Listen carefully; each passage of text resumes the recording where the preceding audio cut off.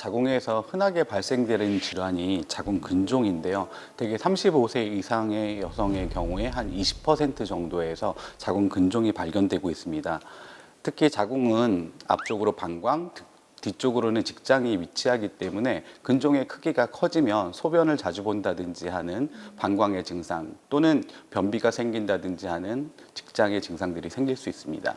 그럼 자궁 근종도 자궁 내막암처럼 폐경 후 여성에게서 많이 나타나나요? 아닙니다. 자궁 근종은 자궁 내막암과는 다르게 폐경 이후에는 사이즈가 줄어드는 경우가 대부분이고요. 대개 특별한 증상도 유발하지 않는 경우가 많습니다. 만약에 폐경 이후에도 자궁 근종의 크기가 커진다거나 또는 통증을 유발한다든지 했을 때는 자궁 근종의 2차 변성이나 또는 자궁 근종이 아닌 자궁 육종과 같은 암도 고려해 볼 수 있기 때문에 적극적인 진찰이 필요한 경우도 있기는 합니다. 그러면 폐경기 여성에게 근종이 나타나면 꼭 수술을 해야 하는 거죠?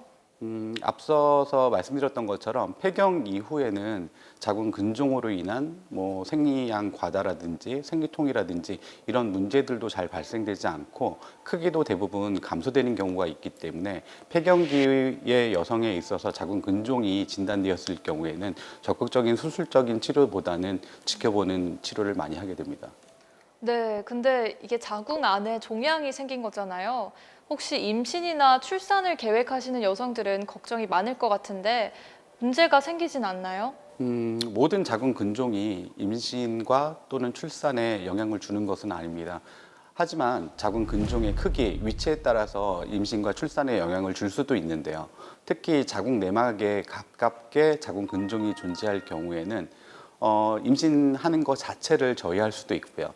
또는 임신이 됐다 하더라도 유산의 확률을 높인다든지 또는 출산 과정에서 아기가 진행되는 과정을 막는 현상도 생길 수 있고요. 또 아기가 출산되고 나서 자궁 수축이 되고 출혈이 멈춰야 되는 상황에서 출혈이 멈추지 않게 하는 그런 역할을 할 수도 있습니다. 그렇기 때문에 모든 임신을 원하는 여성에서 자궁 근종을 다 치료한다기보다는 크기, 위치를 전문의와 상담을 통해서 수술을 할 건지 지켜볼 건지를 결정하시게 됩니다. 근데 이 자궁 근종을 방치하게 되면 어떤 문제가 생기나요? 특별히 증상이 없다면 그리고 크기가 크지 않다면 특별히 치료를 하지 않고 지켜보셔도 됩니다. 하지만 정기적으로 우리가 초음파 검사라든지 산부인과 검진을 통해서 사이즈가 지속적으로 커지는 근종의 경우에는 육종을 배제하기 위해서라도, 즉 다시 말해서 자궁 근종이 아닌 자궁암과 같은 자궁 육종이 나올 수 있는 확률이 있기 때문에 사이즈를 주기적으로 검사를 하시다가 크기 변화가 있거나 또는 없던 증상이 생기셨을 때는 적절한 치료를 받으시는 걸 권해드리고 싶습니다. 그런데 변비나 빈뇨감은 평상시 다이어트하는 여성들에게도 나오는 증상 같은데요. 혹시 다른 증상들도 얘기해 주실 수 있나요? 자궁 근종은 큰 증상이 없어 쉽게 지나치기 쉬운데요. 그런 분들을 위해 자가 진단 방법이 마련되어 있습니다. 자궁 근종 증상에 따른 자가 진단법: 첫째, 하복부에 단단한 또는 불규칙한 크기의 덩어리가 만져진다. 둘째, 하복부에 불쾌한 팽만감이 느껴진다. 셋째, 골반에 만성적으로 통증이 있다. 넷째, 월경이 평소보다 많이 나오거나 생리 주기가 아닌데도 출혈이 있다.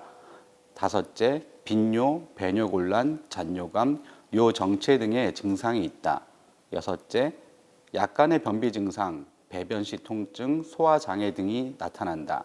일곱째, 하지 부종, 정맥류가 생기고 하지에 통증이 있다. 지금 말씀드린 7가지 항목 중에서 3가지 이상이 해당되신다면 병원에 내원해서 검사를 받아보시는 게 좋겠습니다.